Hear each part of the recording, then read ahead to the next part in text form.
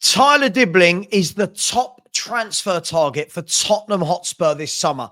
Yes, you heard me right. The football club, the very same one that built a £1 billion stadium.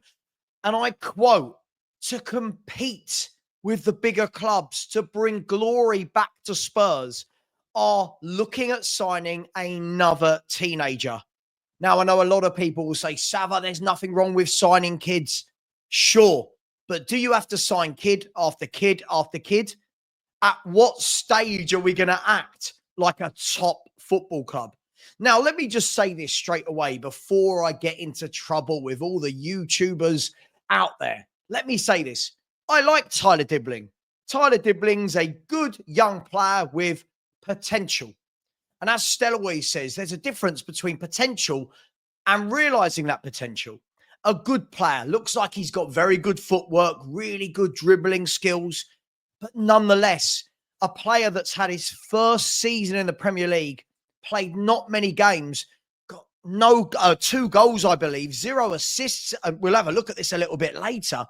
And we're talking about buying him. 2 goals, no assists, and we're talking about buying him. Now, let's see where this news came from. Now, this is a name that has been bandied around for the last 3, 4, 5 months, if we're completely honest. People were talking about we might go in the January window and test Southampton's resolve, but thought it might be a little bit too difficult because Southampton are in a relegation battle. He's one of their prized assets, and they're not going to want to lose him for big money. And at the same time, Daniel Levy doesn't like paying big money. So where has this come from in the last 24 hours? It's come from this. This is what, I don't know, transfer guru, transfer pretender, transfer phony, transfer genius, whichever side of the fence you sit on with Fabrizio Romano, this is what Fabrizio has said in the last 24 hours. He has said, at the moment, I can confirm that for Tottenham, he's kind of their top target. They love the player. They would love to bring him in the summer transfer window. But again, it's not going to be easy. Or he's actually said it's not going to be super easy.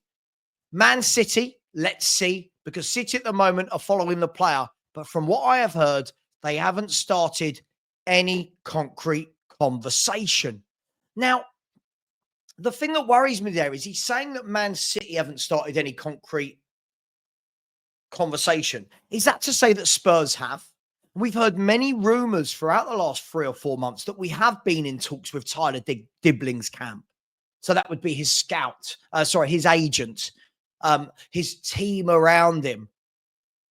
Do you believe that? I'm asking you, do you believe that we've been talking to Tyler Dibling's people? Do you believe that Tyler Dibling is what we need? And again, I'm not saying he's not a good young player, but at what stage do you stop making a £1 billion stadium the most expensive creche in the world? And that's what we're becoming. It's a very, very expensive, shiny creche because everyone we're signing is young. And there's nothing wrong with having 2 or 3 of them. I've got no problem with that.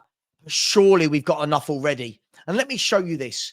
So this is Tottenham Hotspur's squad by age. Now, I want you to bear in mind, and we'll go through some more in a minute, but these are the current players at Tottenham right now. This doesn't account for any of our youngsters or highly rated youngsters that are out on loan. So let's have a look. You've got Mikey Moore. Mikey Moore is the one. He is the one, according to everybody and anybody that you speak to. He's been widely regarded as the best young player to come out of Tottenham Hotspur since Harry Kane. Now, that's not me saying that. That's many people that have said that. I need to see more of him. No pun intended. But Mikey Moore is a very talented young footballer that hasn't been getting games when all our senior players are fit. So already on the wing, you have a very excited young player in Mikey Moore that can dribble, that's got good footwork, not getting a game. So again, why would you want to bring in Tyler Dibling? You've then got Matisse Tell. Now, Matisse Tell is slightly different because, yes, Matisse Tell is still a teenager. He's 19 years of age. We've got an option to buy him from Bayern Munich, but it's not, it's not a clause that says we have to. Yeah, it's not We don't have to buy him. We've got the option to buy him. But he's another one that prefers to play out wide. Young, tricky, good on the ball, good with his feet, good dribbling.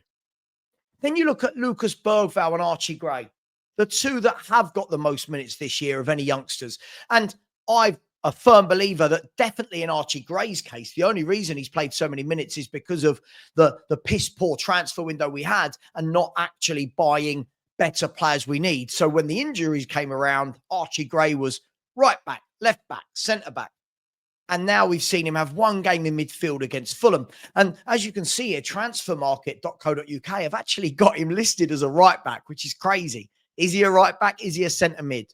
But again, so far, that's 4 teenagers. Moore, Tell, Bergvall, Gray. Now you've got Wilson Odobert, who is not a teenager, but at 20 years of age, he's only just turned 20 as well. Sorry, his next birthday will be 21. Is that at an age another winger likes to dribble with the ball? Is this at an age where you could say that he's a seasoned pro? No.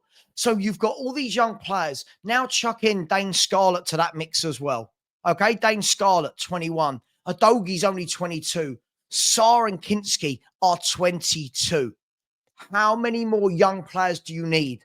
Surely you look at these young players we've got and say, let's concentrate on developing them. Let's concentrate on nurturing their potential and turning that potential into talent. There's a huge difference. And I steal that from Stel. Stel, if you're watching, apologies. Stel always says that there's a difference, isn't there, between the potential and realizing that talent. Now, these players don't even add up to all of the young players we've got. You've then got Vuskovic. Vuskovic is a player that some of you can't stop raving about. You watch his goals in the Belgian league. What is he, 16, 17 years of age? And suddenly he's the greatest thing since sliced bread. But another one, he's a kid. He is a young kid. He might have the world at his feet, like every young footballer has the world at his feet. But he's another youngster that you've got to nurture. Now you've got Ashley Phillips, who's on loan at Stoke. Ashley Phillips is another one you've got to nurture, you've got to grow, but another young footballer. Jamie Donnelly, who I went to see last night play for Leyton Orient, another teenager. Another, was he 19, 20, another young player that needs to forge his path. Devine is another one. Valise is another one. Yang is another one. The point I'm getting at is not, oh, Sava hates Tyler Dibling. Further from it. But at what stage are we going to complement these young talents with senior pros, with seasoned pros? When are we going to do it? Is this purely because of the wages that you can pay these young players? Is that what Daniel Levy is doing? Now, when we talk about that, you can always go back to this spreadsheet.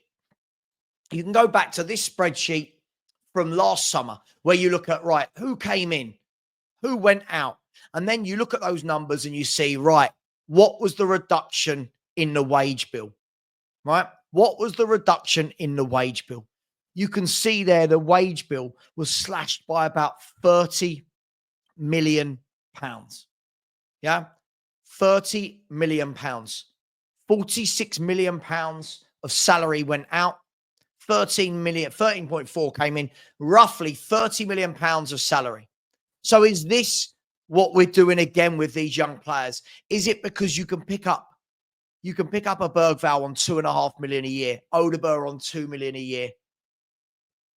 Is that what we're doing?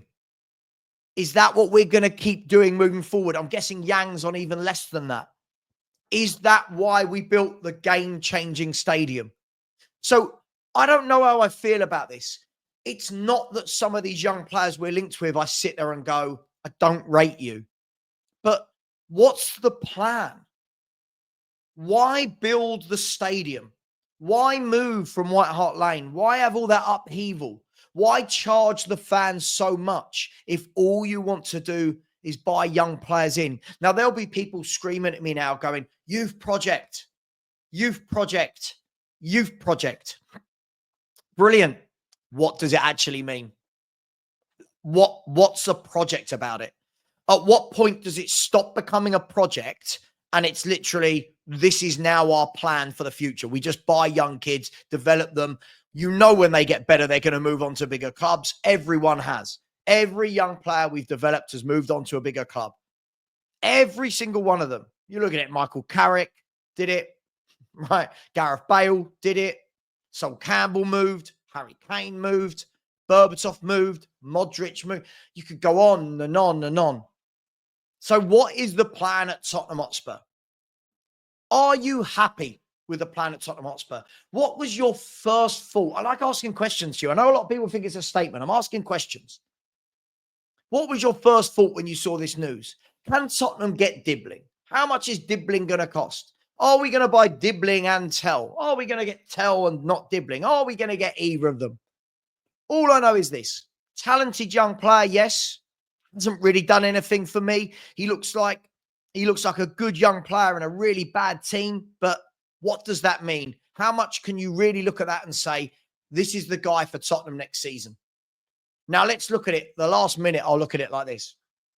If Spurs win the Europa League and get Champions League football, is that what you want? Another kid? Or do you want to go and buy Champions League players? If we don't get Champions League football, it means we won't have any Europe at all. If we don't win the Europa League, we won't have any Europe. So then what do? Do you buy more youngsters to get in the way of all these youngsters we've already got? What do? Sell all your season pros and just play kids? How can you ever then want to get back into the Champions League? So for me, there are definitely more questions than answers. Maybe, just maybe, this is why there's a lot of talk about Paratici coming back to Spurs. That's another video for another day coming up. Take care, everyone. Let me know your thoughts in the comments. As always, Ange out, Levy out. But come on, you Spurs.